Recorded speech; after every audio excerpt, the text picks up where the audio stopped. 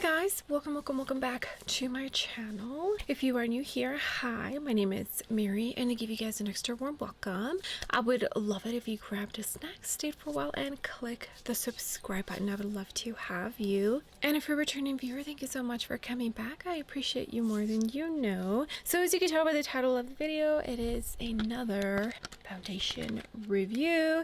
It is the new Lancôme Teint Idole Ultra Wear Care and Glow. I purchased the shade 335W.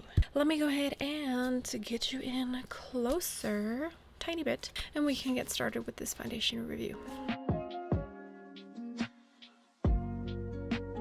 Alright guys, before I show you the application of the foundation, let's go ahead and talk real quick about this foundation. It retails for $47. Sephora is having that 20% off sale selected foundations. So it is currently on sale right now, but a lot of the shades are sold out. When this video goes up, more than likely that sale will be done, but just FYI. Again, 335W is the shade that I decided to purchase. Honestly, I don't even remember why this shade is the shade that I purchased, because I have a pretty neutral undertone, but I do remember hearing that the neutral ones, at least from the reviews that I saw, were either a little bit yellow or a little bit peach. I can't remember. This is a foundation that has up to 24-hour transfer resistant, a healthy look and glow serum foundation with buildable medium coverage and SPF of 27, such an odd number, plus hyaluronic acid and mandelic acids to hydrate and smooth the skin for a natural looking glow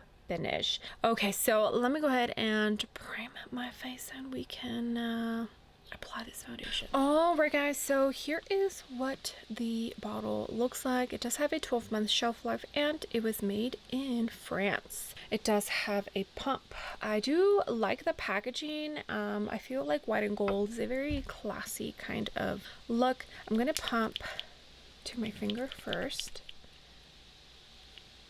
Okay, you know, for this being warm, I feel like the tone is a tiny bit neutral. I don't know, but here, let me swatch it. 335W is the shade I purchased. There it is. And I'm going to use a sponge on one side and a brush on the other. I did already prime. I didn't go in with my Wet n Wild serum thing because I literally washed my face like 30 minutes ago. So the Denisa Myricks in the Tzone and the Maybelline Master Prime. I did also use the Milk makeup under my eyes. You guys already know I like to use under eye primer. So let's start with this side. This is a Wet n Wild sponge. It's like my favorite sponge right now. It does have a scent. It has like the old school skincare product scent. That's what it reminds me of, like when I first started hearing about skincare, and they always had this scent. I can't describe what it is. I mean, it's perfume obviously, but yeah, that's the scent it reminds me of. Honestly, companies need to stop scenting their products. I hate it.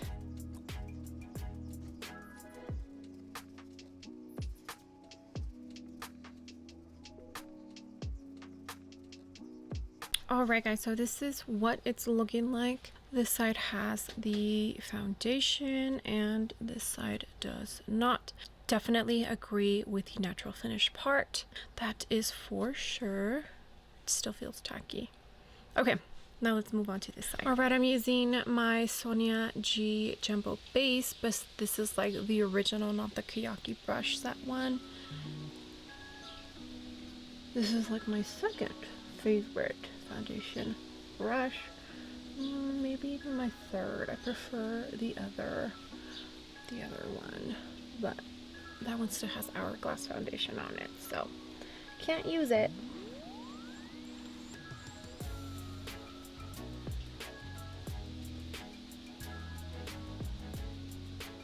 Alright guys, and here is what the face is looking like. So far, I do not see a difference between the sponge side and the brush side. Both sides look actually the same. And I definitely, like I said earlier, agree with the natural finish. It still feels a tiny bit tacky. Both sides do. I always powder anyways. You guys already know that. But yeah, here is what my face looks like. Definitely looks beautiful. Reminding me of the Hourglass. I'm not gonna lie. At least on my skin, I feel like they both look beautiful. Actually, I feel like the Hourglass looks just a tiny bit more matte than this one. I feel like this one is definitely a little bit more glowy. All right, well, let me go ahead and finish off the rest of my face, and I'll be back and I'll show you what it looks like with everything on. Alright guys, and here's what the finished face looks like. So the finish, as far as once everything else is laid down on top of the foundation, it is reminding me a lot of the Hourglass. So I guess the longevity and how it acts with my skin is going to be the determining factor on which one I prefer, this one or the Hourglass. But so far so good. I feel like it looks beautiful. Definitely agree with the natural finish, just like the Hourglass. And I keep mentioning the Hourglass because I need to determine which one I prefer, which one I like the most. I also wanted to point out one minor little thing. I prefer the pump on this Lancôme one because I feel like with the Hourglass you can only go like half a pump or full pump, but you can't do in between, like any amount in between.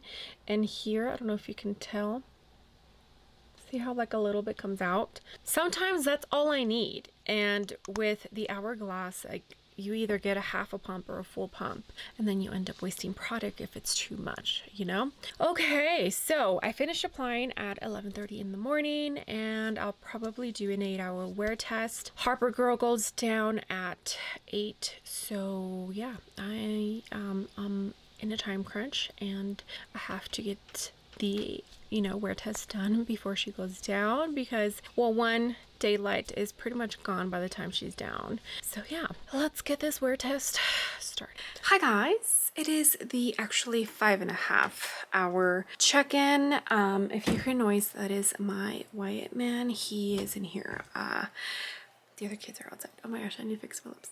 I don't have time for that. Anywho, lots going on. Okay, so here is what foundation is looking like. I do feel like it's looking a tiny bit more oily here, faster than the Hourglass did. And also the swatch that I had on here, it rubbed off. With the Hourglass one, it did not. It stayed on all day until I washed my face. So that's a note I'm taking.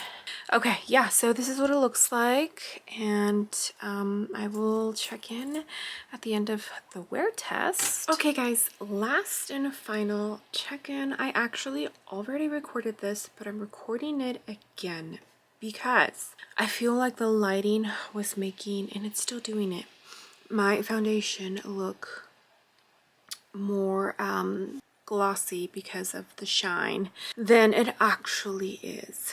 So looking at my base with a mirror, it actually looks really good. I feel like this Lancôme is holding my oils better than the Hourglass did. Not by a lot, but I just feel like it is. It truly is. Don't let this camera fool you.